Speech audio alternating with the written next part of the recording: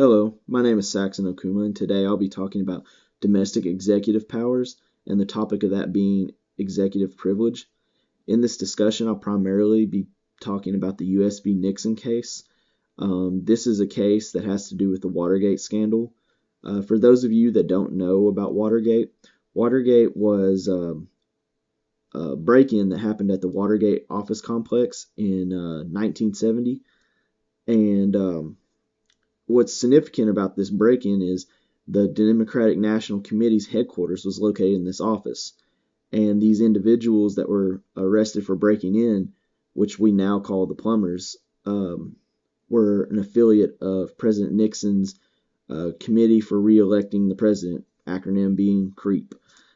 And because of this affiliation and the U.S. Congress investigating this scandal, the president was subpoenaed to release audio tapes. These audio tapes that he had in his office were originally intended for adding to his presidential library that he would have following his presidential term. Most presidents do this, it's just a traditional thing. Just to give a little bit of a backstory, though, on what executive privilege means, it is the discretionary right claimed by certain U.S. presidents to withhold information from Congress and the judiciary. As far as executive privilege goes, historically, it can date back as far as George Washington and goes all the way through most presidents up to modern day Obama. Presidents typically claim executive privilege when they want to keep something confidential.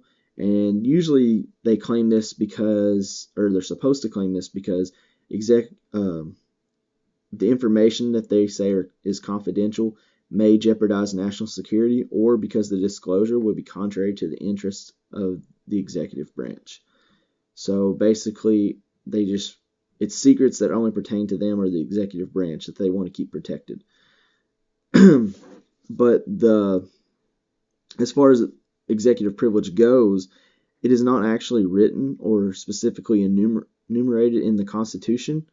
It is actually a concept that has evolved over years as presidents have claimed it, and as courts have ruled on these claims, their decisions have refined the notion of executive privilege and have clarified its instance in which it can be invoked. So basically saying that there can only be certain cases that it actually applies.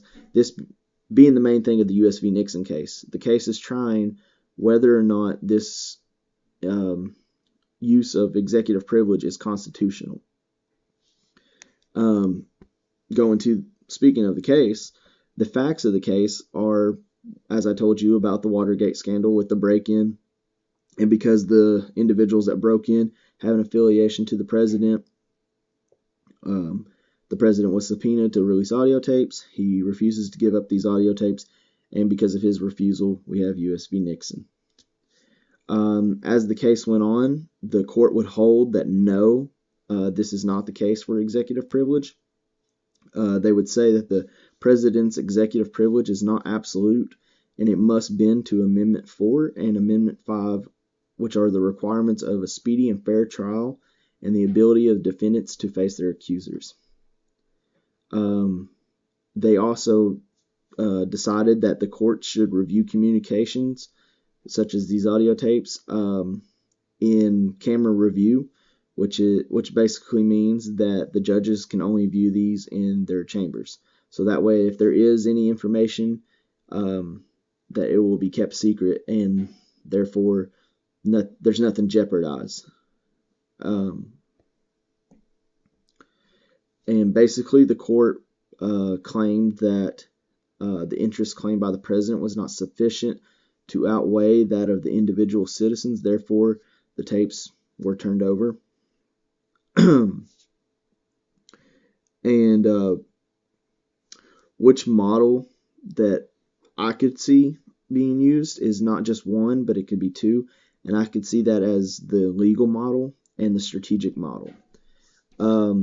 I believe that the Supreme Court interpreted this decision using the legal model because executive privilege, though it is not written in the Constitution, it has it's been claimed by presidents and it's been a reoccurring power.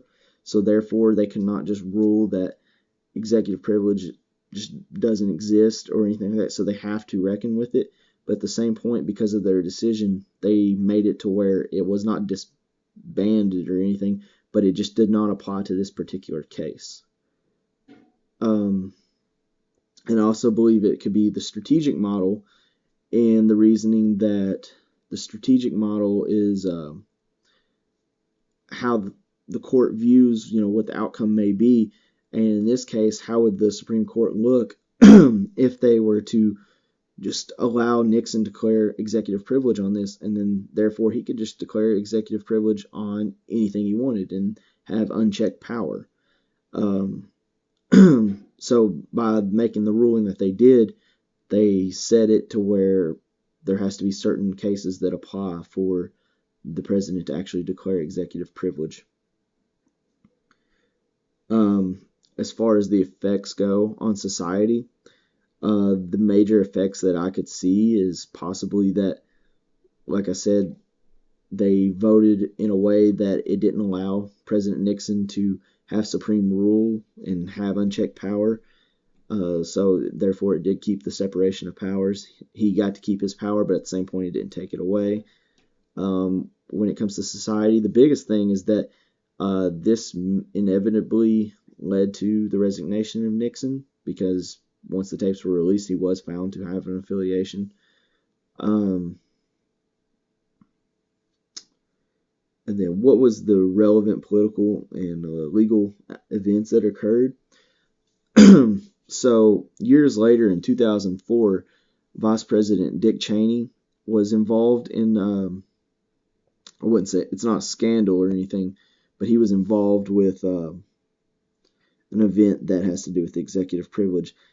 And this event is called the particular case is called Cheney versus District Court. It was in 2004. What had happened was Vice President Cheney ran an energy task force which developed the administration's energy policies. And there was a claim by interest groups that the Energy Task Force failed to comply with Federal Advisory Committee Act, which is to turn over open minutes to show that these committees are actually meeting. And the president refused, or not president, the vice president refused to turn over these minutes. It was also alleged that oil industry lobbyists were de facto members, and that's why they wanted the minutes to prove it. When he declared executive privilege for this, the court met, and when the court met, it it accepts it overturns it accepts the executive privilege, which overturns the previous ruling that he was not able to use executive privilege.